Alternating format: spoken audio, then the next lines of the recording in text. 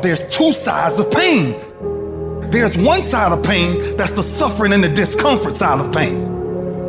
But then there's another side of pain that's called effort. It's called glory. And if you never tap into it, it's because the first time you felt it, you backed off. The first time you felt, that burn, the first time you felt that it's too much. And we rationalize with ourselves to where we automatically stop. That's why a bunch of us give up so much in life so quickly. But suppose I told you the greatest pain of my life is the reason I'm standing here today. See, sometimes we think the pain is what controls us. It's actually our subconscious mind that if we ever tapped into that, that's what dictates most of our lives. And literally what I've learned in these moments is that I have to stop listening to myself and I have to start talking to myself. I'm like, Rich, you're great. I'm like, look in the mirror like, you can do this. Rich, you can handle this. Rich, this is not a big deal. Rich, this is gonna pass. You're amazing. Rich, this too shall pass. You got to find ways to increase your sense of self-appreciation, because if you don't, you're bombarded with negative stuff every day that beats you down, and you will find yourself unconsciously engaged in self-destructive behavior. If you don't program yourself, life will program you. You got to get grounded. You got to train your mind to serve you. Just make up your mind. This is not going to control you. You have got to make a declaration that this is what you stand for. You're standing up for your dreams. You're standing up for peace of mind. You're standing up for health. You want it, and you're going to go all out to have it. It's not going to be easy.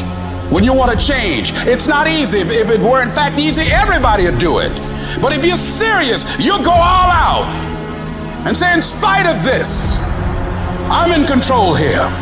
I'm going to turn this situation around. I'm not going to sit back and moan and cry over what happened and what went wrong and who did what. I'm going to do something about this situation. When God gives you a dream, the dream will always be tested. The pressure in your life right now has a purpose. It's not crushing you. It's pushing what's on the inside of you out. It shows you who you are. It's a dog fight. It hadn't been easy. It's a dog fight. The road hadn't been success, like it's just a paved road and like E.T. go this way. It's been rough. It's been crooked. It's been hard. But I've made up in my mind that I will get a reward for the pain that I go through. I will not stop in the middle of the process. I will not be defeated. I will not be destroyed. I will take everything that happens in my life and I will allow the pain to push me to greatness. You will not break me. You will not stop me.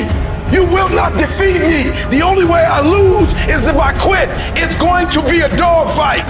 I choose to fight back. Life is rough. You can allow it to destroy you, or you can allow it to build you up. Draw the line, ladies and gentlemen, and just say enough is enough. Get out of that narrow-mindedness. Get out of that defeated mentality.